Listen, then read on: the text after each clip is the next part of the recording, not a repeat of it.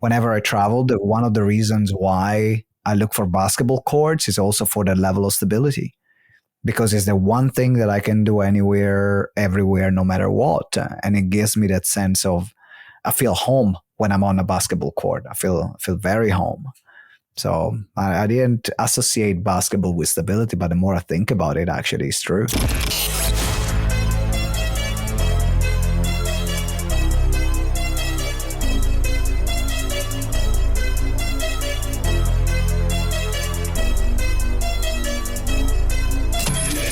This is the Maverick Show, where you'll meet today's most interesting location-independent entrepreneurs and world travelers, and learn the strategies and tactics they use to succeed. And now, here's your host, Matt Bowles. Hey everybody, it's Matt Bowles. Welcome to the Maverick Show. I want to start off by inviting you to subscribe to the Maverick Show's Monday Minute email newsletter so you can kick off each week with a super short newsletter that you can literally read in 1 minute. So there's no long articles, just 3 high value bullet points each Monday that I've put together for you that could include the best travel gear and gadgets I'm using, or my favorite destinations and what to do there. Could be epic experiences and events I'm attending around the world that you could attend as well. Or it could be things to watch or quotes to ponder or travel hacks. Could even be nomad communities to check out, etc. Basically, I'm going to distill down my ongoing learnings from 10 plus years of being a full-time digital nomad into 3 terse items of value that land in your inbox each Monday that you can consume in under 60 seconds. So if that sounds good to you, you can sign up at themaverickshow.com/newsletter. Once again, that's themaverickshow.com/newsletter. And now let's get into the episode. All right, this is part 2 of my interview with Simone Vincenzi. If you have not yet listened to part 1, I highly recommend going back and doing that first, because it was a really good episode and it also provides some very important context for this episode. That was number 248. If you have already listened to episode 248, then please enjoy the conclusion of my interview with Simone Vincenzi. Well, I also want to ask you about the role of podcasting in your business. You host the Expert to Authority podcast. You have more episodes than I do. I know you've been doing this for at least over 5 years. And I'm curious how you selected that medium in particular, of all the different mediums you could produce content on. Why podcasting, and how specifically does the podcast fit into the overall business that you've described? I think we have something in common here. We both love to chat. And I met some incredible people. And at that point, I said, well, let me start recording the conversations. And that's how the podcast started. Then from there, I said, you know what? I really like this, because I'm having conversations with people that I will never have a chance to have conversations with. And that's my primary reason to keep the podcast going. My business strategy is a different one. My business strategy is not to grow a mainstream podcast. That's not what my podcasting strategy is right now. It is to meet interesting people, have interesting conversation, and, which is now what has evolved in the last few years, build strategic partnerships.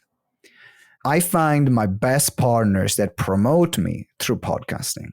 So if I found someone interesting and I want to have a conversation with them, and I think that they can be a good affiliate for my product or services, instead of asking them, hey, can you promote my stuff? You don't know me, but you want to promote my stuff? Which the answer is going to be either ignore or no. I say, hey, would you like to be a guest on my show? We can have an interesting conversation about this topic. And then we see how we click on the show. If we can have a conversation together. And then from there, we build a relationship. We keep in touch. I might make some introductions for them. They make some introductions for me. And then at that point, we say, hey, if I have something to promote, I say, hey, do you mind promoting it to your audience? I've got this new thing that are coming up. But now is a person that I had half an hour conversation with. We build rapport. And so at the moment, my podcast is the number one way that I use to actually get partners on board. They can become affiliates, they can become strategic partners, and it's the relationship building, and also a way to reciprocate that. If they want to promote something, I can get them on my show, promote them to my audience. And that's how I'm using the podcast at the moment. I agree. I think that is one of the least understood benefits of the podcast, that if you want to have a conversation with somebody that might not necessarily just be willing to jump on a call and talk to you for an hour, but if you have a podcast, all of a sudden that person might be willing to jump on and talk to you for an hour. And then at the conclusion of that conversation, there are a certain percentage of your guests that you will connect with on incredibly deep levels. Like, I have become really close personal friends with people that I never met before they appeared on my podcast. And just through the depth of the conversation and the connection that happened, we all of a sudden became really close personal friends from that moment on. Yeah. And another thing that's incredible, you and I have a lot of friends in common, of course, and a number of them have been on the Maverick Show. And one of the very cool things also is sometimes it's the start of a friendship, meaning I've never met this person before. I have them on the podcast, and then we click and we connect, and now we're very close friends. But the other thing that's been amazing is when you know somebody as a friend, you know, somebody that's already in your ecosystem, and then you have them on your podcast, all of a sudden you're able to go so many levels deeper and ask them questions in that context that you've never asked them before, just when you're out at the bar having a glass of wine or something like that. And then all of a sudden it actually really deepens your connection with people that are already in your ecosystem in a totally different way. And so I think the long form conversations do incredible things. And I would agree, it is the best form of both business and, to be honest, social, personal networking connection that I know of. I mean, it's been amazing.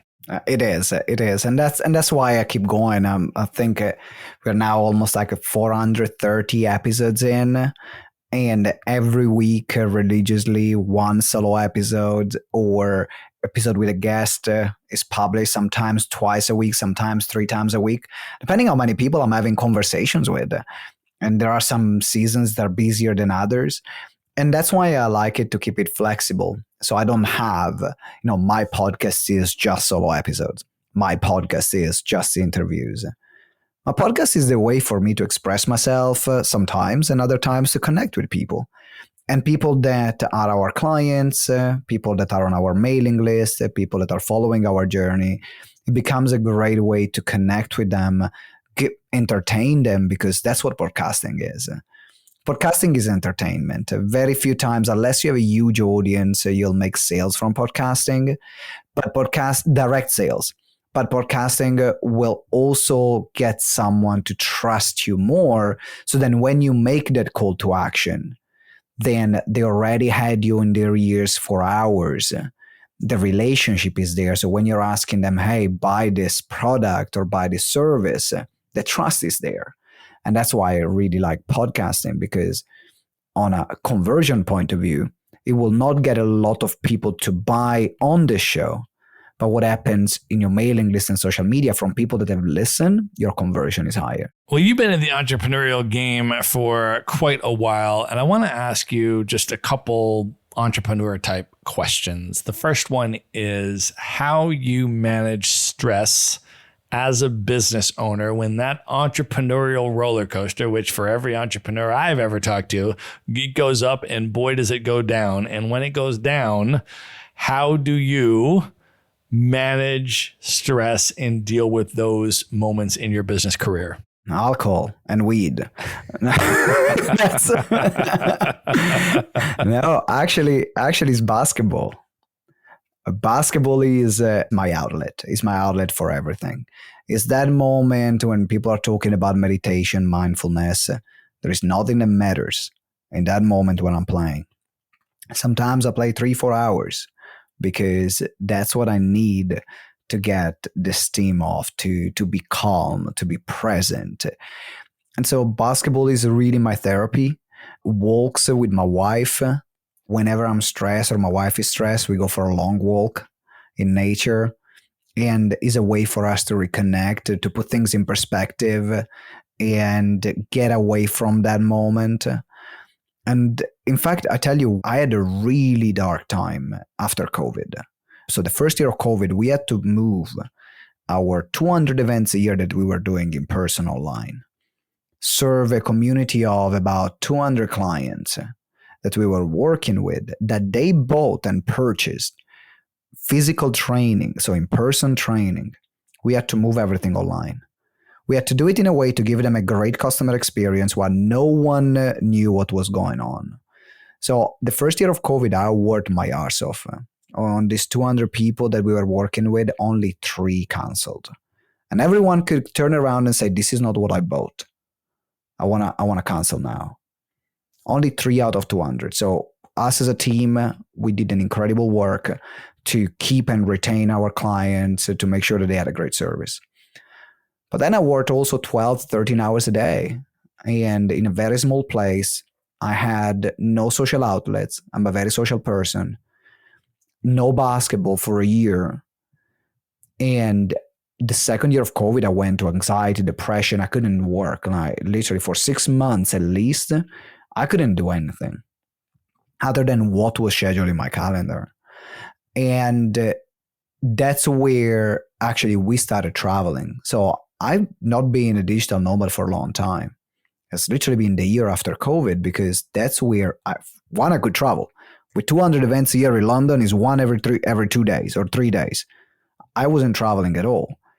And then my wife was pushing me. It's like, hey, I've got this gig here in the south of France. I got this gig in Rome. Things started opening. And I thought there's so much to travel. But then it was this first Bansko, when we met in Bansko, that was me literally coming out of that dark period. And in Bansko, then I met the people from Nomad Base, Dory from Nomad Base, that made me a recommendation. That's where literally I started getting to know everyone in the Nomad community. And that's where I came back to who I was. But take away basketball, take away social interactions, these were my outlet to balance myself and get rid of stress. So taking them away was hard, but now this is how I'm coping with everything. Let me to play basketball and everything is going to get done.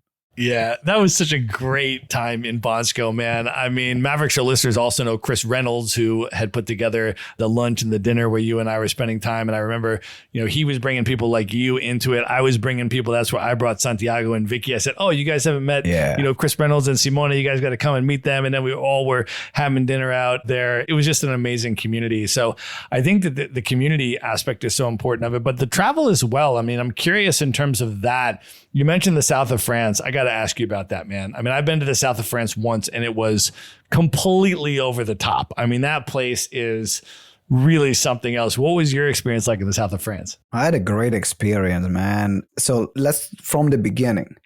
I fought my wife so hard to go with her at this particular gig that she has. One of her clients is Moet Tennessee, did an event called The World Living Soil, in talking about the sustainability of soil. Part of that event, once we were there, was also a private event for the press to go around and see all the French vineyard in Provence, because that's where the event was. And that wasn't scheduled for us. So she was invited last minute while I was there. I still was fighting her. I got clients call, I got this to do. And she was like, well, I'm going. We're going around vineyards for 3 days, all paid. You're on your own. Said, okay, let me cancel some calls. I'm coming. Cancel my calls with clients and managed to rearrange everything. Went on this trip. We were staying in places that will cost 2,000 euros a night. And that's where they were hosting us. We were drinking bottles of wine of 300-400 euros a bottle of wine. But drinking like on tap. It was just like, I was like, keep filling that glass, man. It was never empty, that glass. And we met 2 other incredible people. One is a speaker around soil and regenerative agriculture from Brazil, Felipe, and then another journalist from the US, don't remember exactly where, Chadner. And we were all around the same age. They were on the trip with us. We formed an incredible friendship in those moments. And this is why that trip was very memorable. I think the lesson there is for everyone who is listening and wants to be a digital nomad or wants to travel, I was the person that was the most difficult to convince to travel. I love traveling, but after so many years, 8+ years of running my business in London, being tied to London, having an event after the other, just the thought of taking a plane somewhere else, unless it was on holiday, that wasn't happening. That wasn't in my mind. How can I run my business? Because at that point we made investment. So we had 4 more businesses we've invested in with our group. So in my mind, I was like, how can I do this? But that was the first time that it proved me that I can run my business, I can enjoy life, and I can meet some incredible people. And then from that trip, I followed Bansko. And that was another reconfirmation. Oh, I can do this. And then from there, I took the bug. I mean, just this year, we traveled to 18 countries. And it's August. So. All right, I want to pause here and let you know that I have compiled my list of the top 10 essential books for digital nomads. Now, this list contains some books that I read before starting my digital nomad journey. There were books that inspired me to do it and gave me the how-to information to transition into the digital nomad lifestyle. Other books on this list I've come across much more recently, and they have profoundly impacted the way that I see the world and the way that I travel through it. So this is a top 10 list that includes all of those books, and you can get it at themaverickshow.com/books. It's completely free. It's just going to ask you to enter your email, which will put you on to the Maverick Show's Monday Minute email newsletter if you're not already subscribed to that. And then you can check out the list. I write a little bit about why I selected each of the 10 books and how it has impacted me. And then I give you a direct link to each of the books there. So that is waiting for you. You can grab it right now at themaverickshow.com/books. And now back to the episode. So where did you land on the life balance thing? Because you're obviously a hardworking dude, man. I mean, you put in time and you put in effort, and you really attend to your businesses. At the same time, you have an amazing wife. You love travel. You love community, socializing, basketball, all these different things. Where did you land on optimal lifestyle design? I think that every period of life, like there are different seasons. Because, for example, even though while I was building my business, I wasn't traveling, and all I was doing was working. I wasn't traveling. I wasn't playing basketball until 28. But I was happy. I was really happy because what I wanted to do is to build a damn business. And I was obsessed with it. And I loved every single moment. And so for everyone on the outside, they might say, well, there was no balance there. No, there was no balance for your idea of balance. But for my idea, my priorities, and what I was excited about, and what gave me energy, because every time I was running an event, that's my energy. That's my kick. That's what I love doing. And I was giving myself what I needed, even if I was working, even if I wasn't taking days off or I wasn't traveling much. But also I was at 23, 24, 25. I had a lot of energy to give and to spend, and I didn't care. That's what I wanted to do. I wanted to build a business, and I wanted to experience what the business world could give me. And that's why we became so successful so young, because we were working all the time. And then things changed after I got married, because Lovelda is very different. Lovelda has always been someone putting her free time first, making sure that she does interesting things outside work. And when we met, actually, she was working full time, and she hasn't started her business yet. She had a few businesses she was trying and so on, but it wasn't full time in the business. That happened a few years after we got married. But that was her forcing me to take time off for the sake of our marriage. And I enjoyed that. And I arrived at a point where now my businesses grew, that we have, meaning one business in GTEx, I got 14 staff members.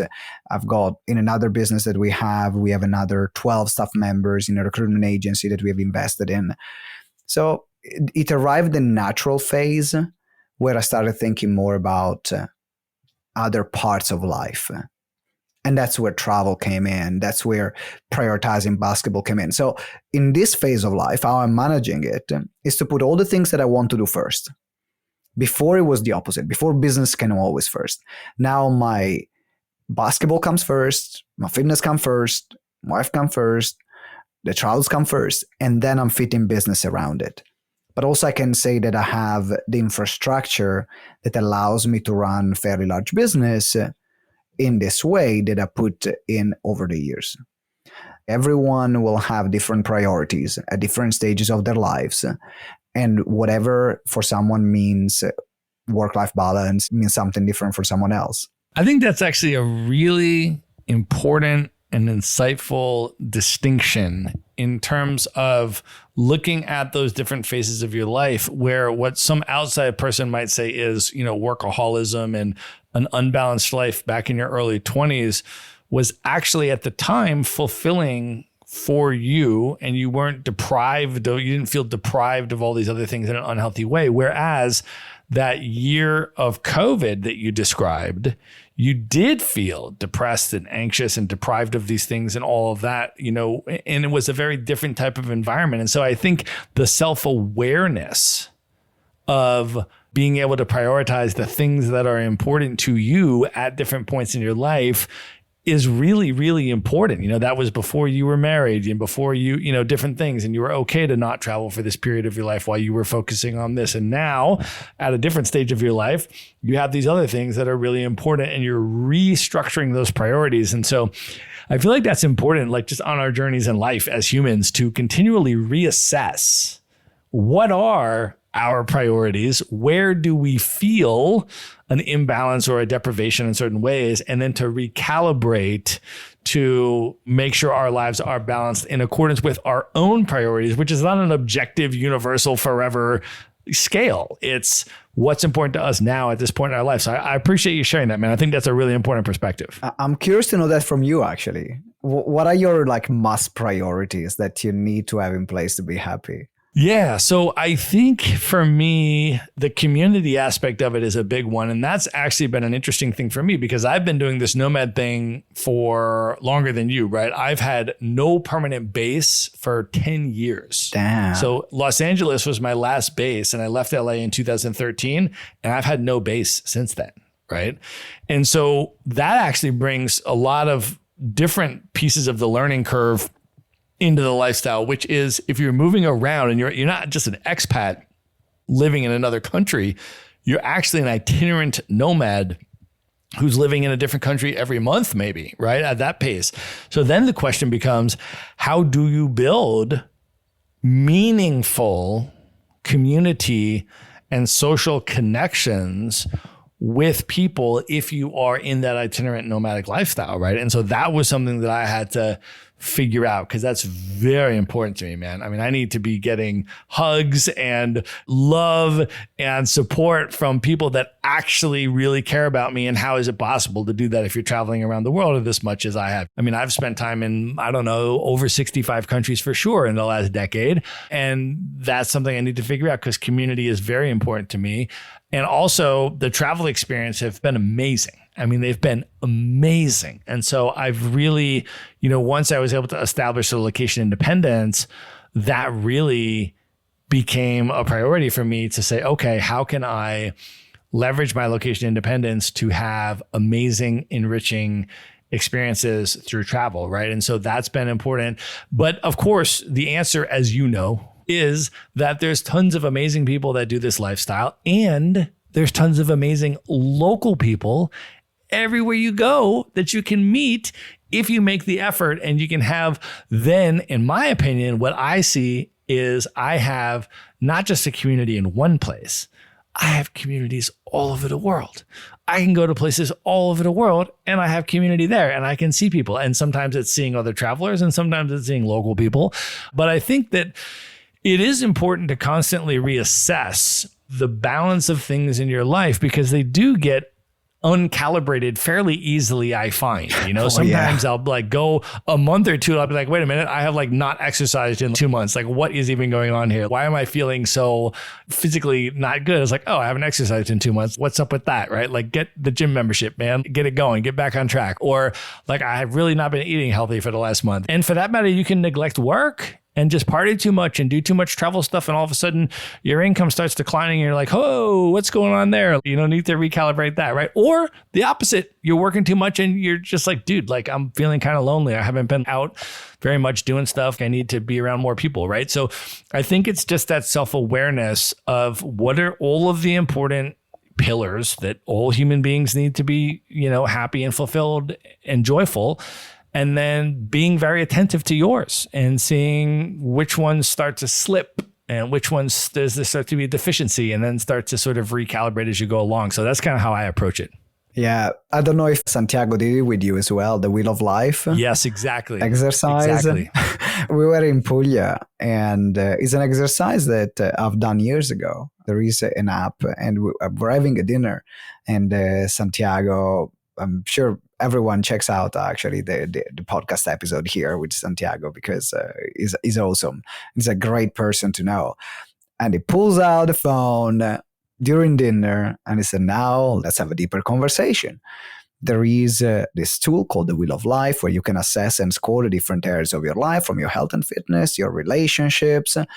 And then you see which part actually you need to focus on, which one is the highest score, which one is the lowest score. You can see what's in balance and what's imbalanced. And which means that then with that awareness, you can work on it. You can see, okay, what's missing in this area? What can I do more of? Or what do I need to do less of? And I found that exercise in particular, sharing with people that actually you care about, being even more meaningful because everyone shares a part of them that they got to work on. And every time in your period of your life, the will will change depending on where your priorities have shifted and what you've put more focus on or less focus on as well. Yeah. And it's very interesting too, because over the course of these 10 years, I have been a nomad in different contexts and different scenarios. So for example, when I started my nomadic journey, I was in a relationship. So I'd been living with my relationship partner for 4 years in LA and we left LA together. We went to live for a year in Egypt because she was doing a PhD in Egyptian history and she needed to do her research in Cairo. So we went to Cairo for a year and then we're like, well, you got a year to write your dissertation. Why don't we just travel around the world and live in cool places while you're writing it and I can work remotely. And so we did that for like 2 years and all, and we eventually broke up, but that we traveled the world together for 3 years. And one of the things that I noticed there was like, okay, I'm in a relationship, but one of the things that did incidentally that I realize now looking back is it actually created a crutch or an impediment in terms of building social community relationships. Because we were just like, okay, let's just work all day, work really hard, and then we'll just go out to dinner together, or we'll go out to like a nightclub together, or we'll go explore the city together, and we'll do work. And then so you have someone to do it with, so you're not lonely and you're in your relationship, but you're not building a social community. And so when we broke up, Simone, I remember this very distinctly. It was 2016. It was in the island of Cyprus. And we broke up and it had been a 7-year relationship at that point. We broke up and I was just like, oh my gosh, I have no social community. I certainly don't know anybody in the country of Cyprus.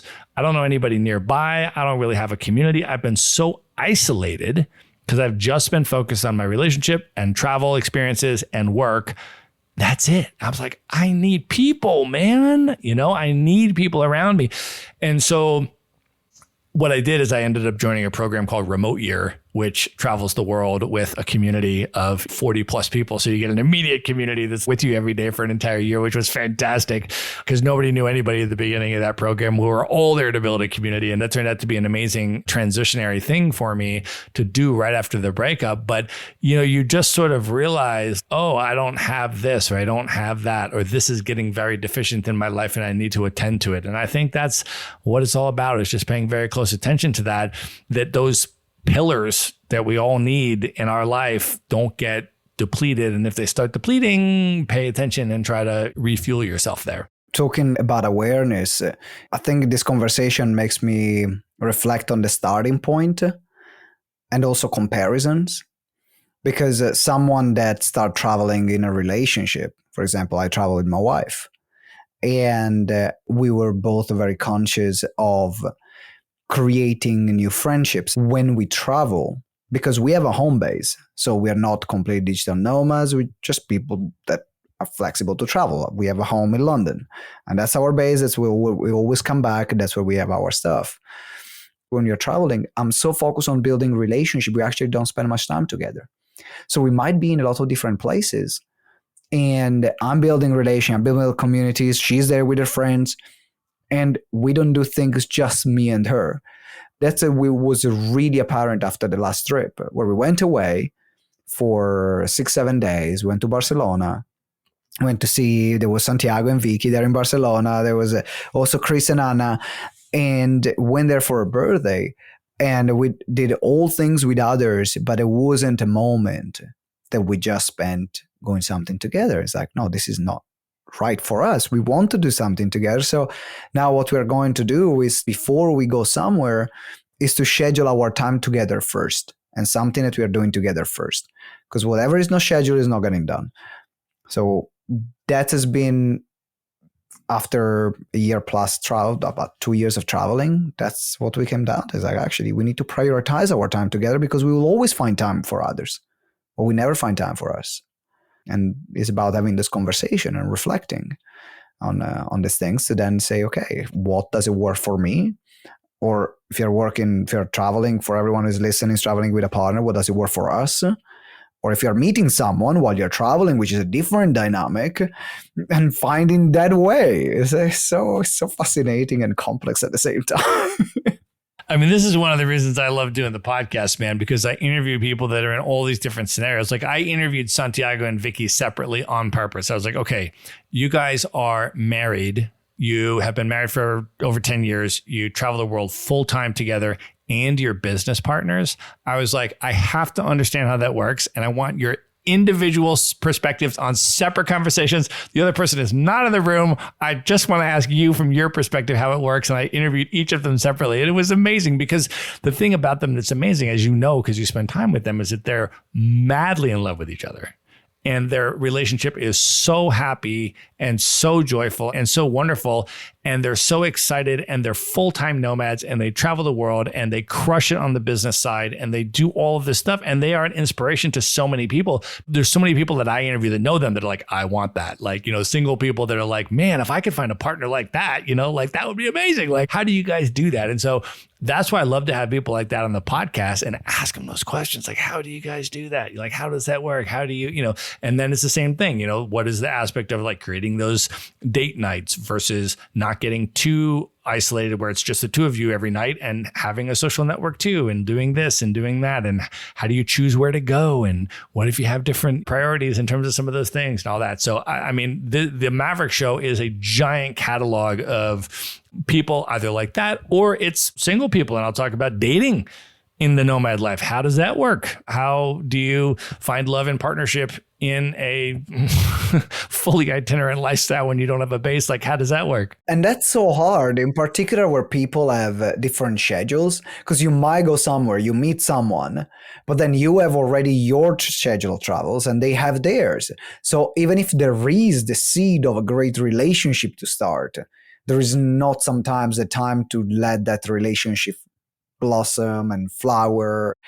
So these dynamics that people that are not traveling, they cannot understand, they cannot experience. I mean, what I say to people, and as a single person now in my life who is also a digital nomad, what I say to people is that my greatest, most amazing, incredible asset that works in my favor is my location independence, for a couple of reasons. One is that most people who live in a particular place, they're not nomadic, they just live in a city. Their dating universe is the human beings that are within driving distance of their house. Like, that's literally your dating universe. And so for me, my dating universe is the entire planet of Earth. So that's one. The other thing is that if the person that I am interested in being with does not have all of the location freedoms or independence or flexibility that I do, I have the ability to go wherever they need to go and be wherever they need to be if it's my priority to be with that person, right? So to your point about, oh, what if people have different travel schedules and this and that? It's all about priority, man. I don't have to have a travel schedule. I can change the travel schedule if a higher priority comes about. So it's like you meet somebody on the dating app and they're like full-time digital nomad. Well, how is this going to work?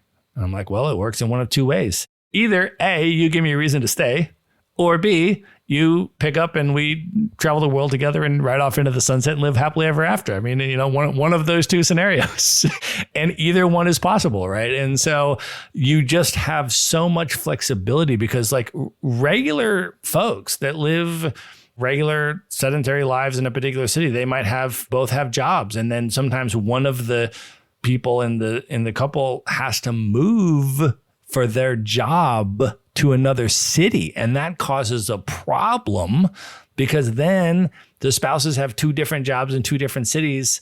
And that's a problem for their relationship. For me, that's never a problem because if the person I want to be with has to move somewhere, I'll just move wherever they have to go. Like I have no geographic restrictions, right? So that's how I really see location independence. It's not like purely the merits of being itinerant for the sake of being itinerant. No, it's the ability to have more choices to pursue the priorities in your life, understanding that the priorities could change tomorrow when you meet the love of your life. And if and when that happens, you have the flexibility to change your travel schedule entirely. That was the same reason why I decided not to restart the live events in London after COVID, because my personal priorities have changed. And now my personal priorities were about traveling the world and experiencing different cultures and seeing different places, creating memories with my wife, creating adventures together, playing on courts over the world. That's another priority. And building a global business instead of a local one. And for all these reasons, then even when COVID, when everything opened up and the events industry started blooming again, then I said, no, we're just going to stick with webinars and we're going to build now a global business, which now allows me as well the flexibility to travel the world and go wherever I want and just book one-way tickets for why not? And this is special. So as you said, priorities change, and we always need to reassess our priorities. And what I think, what people want, a lot of people want in life is stability and freedom, and is almost like having some sources of income that gives you the stability that you need to experience the freedom that you want, whether it's a business, whether it's a remote job, whether it's contracts, whatever you want. But this becomes the dilemma because a lot of people see freedom as the lack of stability or stability as the lack of freedom, where I think the jackpot is when you hit both. It's like I'm stable enough to do whatever I want. This is goal. And it's the definition of stability for you, right? Some people try to impose definitions of stability on you as things that you should be doing or that they find comforting and stable, which are not necessarily the same for everyone, right? So one of the things that I will often ask my guests on this podcast who are itinerant nomads and travel all over the world is what types of stability anchors do they use in their life as they move from place to place, since there's so much change from month to month in terms of where they're living, the city, the culture, the language, like all this stuff is changing. How do they create stability in their life? And so for different people, it might be, I remember one of my guests said, every new place that I go, as soon as I get there and check into my place, I go out and I buy a dozen eggs and I buy a bottle of red wine. And if the first night I'm in a place, I know that I can drink from a bottle of good red wine and I can wake up the next morning and make myself eggs That is a routine and a stability anchor for me that works, and I replicate it every single place that I go, and it's a routine that I do. And, different people, there's different things in terms of how you create that stability, but you're also not taking traditional notions of stability and allowing them to be imposed upon you. You can reinvent what does it mean for you to feel stable, and then also to have a level of newness and change and excitement in your life and all that. And those are things too that can, change and evolve over time. Whenever I traveled, one of the reasons why I look for basketball courts is also for the level of stability, because it's the one thing that I can do anywhere, everywhere, no matter what. And it gives me that sense of, I feel home when I'm on a basketball court. I feel very home. So I didn't associate basketball with stability, but the more I think about it, actually, it's true. Yeah, because it grounds you in something that you love and it makes you feel at home anywhere in the world.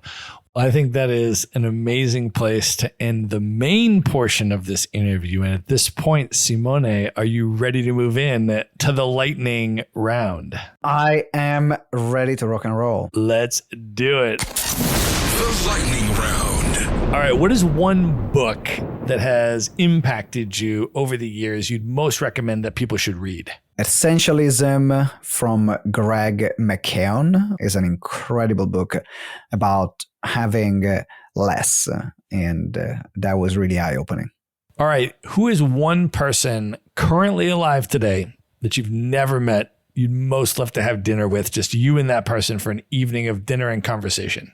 Allen Iverson, historic basketball player, small guy like me. He changed the culture of the basketball world on a global level. It put on the map people that my size that actually could play, but also is a very emotional person, is a very sensitive person and very intelligent at the same time. So Allen Iverson. All right, Simone, who's your favorite basketball team? Los Angeles Lakers. I know, it's a bit stereotypical, but I grew up with Kobe and Shaq. What can I say? I just fell in love with them, and since then, I've been a Laker. And now you got LeBron, so pretty incredible lineage. All right, Simone, knowing everything that you know now, if you could go back in time and give one piece of advice to your 18-year-old self, what would you say to 18-year-old Simone? You're doing the right thing. You're making the right choice. At 18, I had a lot of fights with my family because they wanted me to study and go to university. And I wanted to work, and I wanted to work in catering. As I mentioned, I loved it. I was obsessed with it. And I tried university, but I was earning already a lot of money at 18. I was making about maybe like $4,000, $5,000 a month on a good month at 18, which was more money than my parents. And I loved it. And I've been criticized a lot, but I made the right choice because that brought me to London. That brought me to sell my businesses. So you're doing the right thing. All right. Of all the places you've now traveled, what are 3 of your favorite destinations you'd most recommend other people should definitely check out? Okay, I gotta say 2 are in Italy. So I gotta give you the Lake Garda and the Dolomites in Italy. So in the north of Italy, the lake region and the mountains and the Alps and the Dolomites in particular are incredible. The second one in Italy is the Salento in Puglia, which we talked about earlier, the south part of Puglia. And then the third one is here in the UK, which is the Scottish Highlands. It's magical. I just came back from a trip there and oh my God. I have not been to any of those 3. So you are going to be my consultant, my friend, as I start to plan those trips. Those are great recommendations. Mm-hmm. All right, Simone, last question. What are your top 3 bucket list destinations, places you have not yet been, highest on your list you'd most love to see? So one, Lovelda's been there, but I've not been there yet, which is the Norwegian fjords, which is the small rivers in Norway, which you can go in with a cruise. And I've seen some of the pictures and the landscapes. They are incredible. So I want to go there during the summer. Then Japan. I love animes. Really love animes. And also I'm fascinated about Japanese culture and understanding and seeing more about it. And then the third one, and we got to blame Mujtaba, Argentina.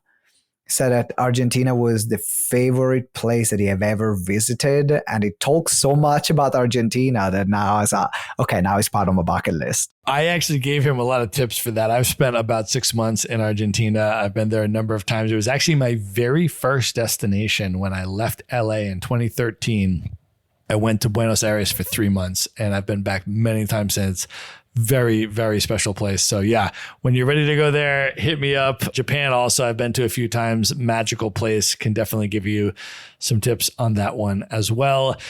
Simone, at this point, I want you to let folks know how they can find you, how they can follow you, how they can learn more about GTEx, maybe talk a little bit about who your services are for and any ways you want people to come into your world. For us, like anyone who has a business that they are selling services and people need to know more information before they buy. So this is not an impulse purchase, but people need to understand who you are, need to know you, need to understand how you work before making a purchasing decision. So it's a longer sales cycle.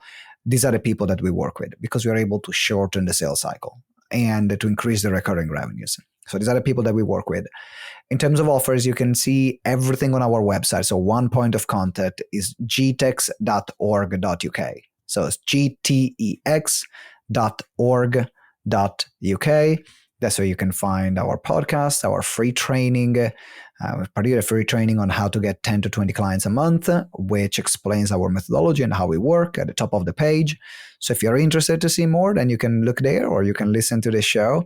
And Matthew, I want to have you as a guest on my show. So then you can definitely, everyone who's listening, make sure you check the interview that we are going to do together. I am looking forward to that, brother. We got to make sure we do it over wine as well when we turn the tables and jump on your show. But we are going to link everything up in the show notes, folks. So you can just go to one place at themaverickshow.com. Go to the show notes for this episode. There you're going to find the links to Simone's website. You're going to find the links to his podcast. Anywhere you're listening to this podcast, you can listen to his show, and you're going to find the links there and all the ways to contact him, follow him on social media, and check out all the amazing stuff that he's up to. Simone, this was incredible, brother. Thank you for coming on the show. Thank you for having me. A really interesting interview and talking about topics that I don't normally talk about, which makes it even more special and more memorable. So thank you. Thank you for coming, brother. And good night, everybody.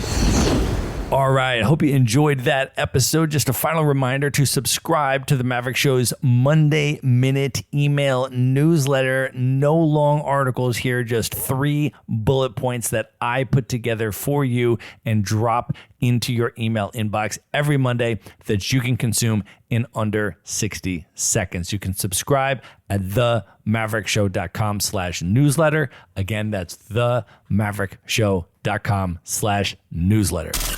Be sure to visit the show notes page at themaverickshow.com for direct links to all the books, people, and resources mentioned in this episode. You'll find all that and much more at themaverickshow.com.